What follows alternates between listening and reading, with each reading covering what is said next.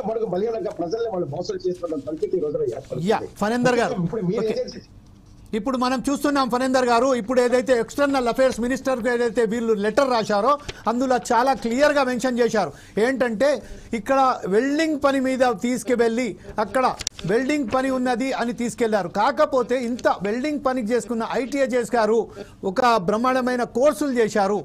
వారు ఏదైతే కోర్సులు చేసినప్పటికీ అక్కడ ఏ వీసా మీద వెళ్తున్నారు, అలా ఎలా వెళ్తున్నారు, అడ్డగోలుగా ఒక్కసారిగా లక్షల రూపాయలు వాళ్ళకి ఎందుకు వేస్తున్నారు, ఎప్పుడైతే విధా స్టాంపింగ్ అవుతుందో అది విజిట్ వీసానా, టూరిస్ట్ వీసానా, లేకపోతే వర్క్ వీసానా, దాని మీద ఏది దృష్టి సారించకుండా కేవలం వాళ్ళు ఒక్కసారిగా అడ్డగోలుగా అక్కడ వెళ్ళడం వల్ల ఆ దేశానికి సంబంధించింది వాళ్ళైతే ఏదైతే కుంబాన్ ఫ్యాక్టరీ ఏదైతే ఉన్నదో దంబాం బేస్డ్ మెయింటెనెన్స్ కుంబాన్ ఫ్యాక్టరీ, ఇప్పుడు వాళ్ళతో కూడా మనం మాట్లాడడం జరిగింది. కుంబాన్ ఫ్యాక్టరీకి సంబంధించి వాళ్ళు దీని మీద ఎక్కడ కూడా రెస్పాండ్ రావట్లేదు.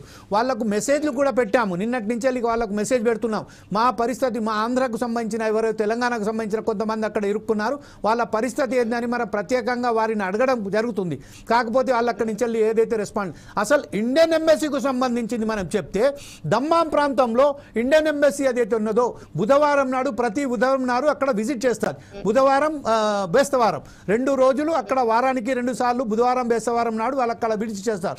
చేసి ఏదైతే బాగోగులు చూస్తారు, ఇండియాకు సంబంధించిన ఎవరైతే వర్కర్స్ ఉంటారో వాళ్ళ మంచి చెడులు చూసుకోవడానికి వెళ్తారు. కానీ గత 3-4 నెలలుగా దమ్మాం ప్రాంతంలో ఎక్కడ కూడా, అంటే ఇండస్ట్రియల్ ప్రాంతం జుబేల్, దమ్మాం, అల్కోబర్ ఏదైతే ఉన్నదో ఇక్కడ ఈ ప్రాంతాలలో అసలు ఇండియన్ ఎంబసీకి సంబంధించిన సేవలే లేవు. ఇప్పుడు భీమరావు రాఘు మీరేం చెప్తారు? ఇప్పుడు ప్రస్తుతం ఏదైతే ఉన్నదో మనం చెప్పుకున్నది పెద్ద, చేసేదేమో చాలా చిన్న పనులు. లక్షలాది మంది ఇక్కడ ఉన్నారు. నియోమ్ సిటీలో ఇప్పటి వరకు మనం చూసినట్టయితే 22-25 వేల మందికి దాకా చనిపోయినట్టు వార్తలు వచ్చాయి. అది కూడా ఎవరు పట్టించుకుంటలేరు. అసలు గల్ఫ్ దేశాల్లో మనకు జరుగుతుంది ఏంది? ఈ గోసలు ఎప్పుడు ఆగుతాయి మనకు? భీమరావు గారు మీరు చెప్పండి. ముందుగా ఏదైతే ఇప్పుడు ప్యానల్లో ఉన్నటువంటి బీజేపీ గారికి దానికంటే ముందు మీ అందరికి ఇప్పుడు ఏదైతే 4 సైడ్ టీవీకి ఇంత విషయాన్ని బయట తీసుకొచ్చి ప్రచారం దీనికి ఏ విధంగా అయితే అక్కడ జరిగినటువంటి సంఘటన చూపిస్తా ఉన్నదో వాళ్ళందరికీ ధన్యవాదాలు తెలియజేస్తున్నా. ఇది ఈ ఒక్కరోజు జరుగుతున్నది కాదు. గత 5-6 సంవత్సరాలుగా ఈ మన ఏంటంటే విదేశాల్లో పోయి మన భారతీయులు మోసపోతున్న విషయాన్ని మనం పూర్తిగా చూస్తూనే ఉన్నాము.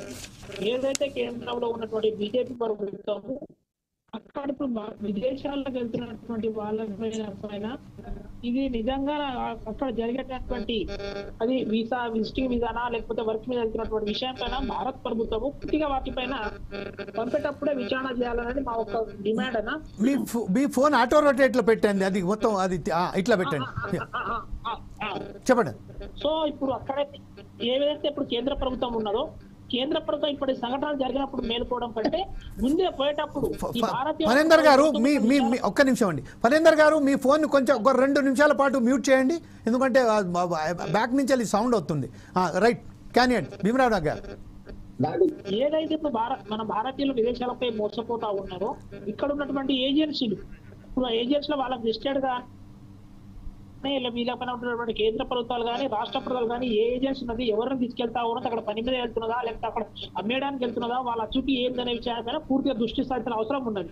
గతంలో కూడా ఒక విషయం మనం చూసాం సార్, కరీంనగర్ నుంచి 64 మంది మనం గల్ఫ్ దేశాల్లో పోయి బాధ్యులు అక్కడ మోసపోయినప్పుడు ఏ విధంగా ఇమీడియట్ గా స్పందించి రాష్ట్ర ప్రభుత్వం అక్కడ చొరవ తీసుకొచ్చిందో, ఏదైతే ఇప్పుడు ఆంధ్రప్రదేశ్ కానీ ఒరిస్సా కానీ అక్కడ పోయి మోసపోయారో వాళ్ళని తీసుకొచ్చే విధంగా కొంచెం ప్రభుత్వాలు దృష్టి సాధిస్తే కొంచెం బాగుంటుందని తెలియజేస్తూ, దానికన్నా ముందే ఈ అడ్డగోలుగా ఏదైతే ఏజెన్సీలను సాధారణ ప్రజలను వాళ్ళకు ఏంటంటే ఇప్పుడు చదువు రాని వాళ్ళను అక్కడ పని కల్పిస్తామని చెప్పేసి డబ్బుల విషయంలో దున్నుకుంటా ఉన్నాయో వాటిపైన కేంద్ర ప్రభుత్వం ఒక చట్ట రూపంలో ఏజెన్సీకి పైన దృష్టి పెట్టాలని మేము కోరుతా ఉన్నాం.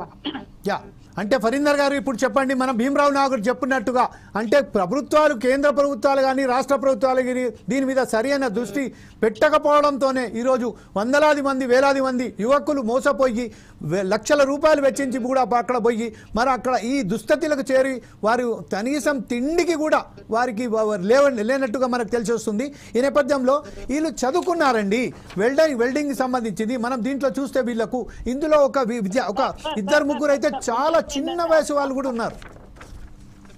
అదే సార్ అక్కడ పని ఏంటంటే మేము ఎక్కువ ఈ ఏజెన్సీ ఏది ఉన్నదో ఈ ఏజెన్సీ పైన దృష్టి పెట్టాలని మేము ఒక చట్ట రూపంలో ఉండాలి. ఏజెన్సీ పైన వాళ్ళకి అడ్డగోలుగా పర్మిషన్ ఇప్పుడు విదేశాలకు తీసుకుపోవాలంటే ఆ ఏజెన్సీ పర్మిషన్ ఉండాలన్నా వద్దా? ఈ ఏ ఉద్దేశంతో పర్మిషన్ పెట్టుకున్నారు? మన దగ్గర కొన్ని ఇప్పుడు కన్సల్టెంట్ ఏజెన్సీస్ ఉన్నాయి. అలాగే ఇక్కడ ఉన్నటువంటి ఏజెన్సీలు మోసం చేస్తున్నాయి. సో ఆ ఏజెన్సీ పైన కేంద్ర ప్రభుత్వం ఒక చట్ట రూపంలో కానీ రాష్ట్ర ప్రభుత్వ చట్ట రూపంలో కానీ వాటిపైన ఒక నియంత్రణ పెడితే బాగుంటుందని మేము కోరుతా ఉన్నాం. రైట్ సాబ్. అయితే ఫణీందర్ గారు ఇప్పుడు చెప్పండి, ఇంత ఘోరాలు జరుగుతున్నప్పటికీ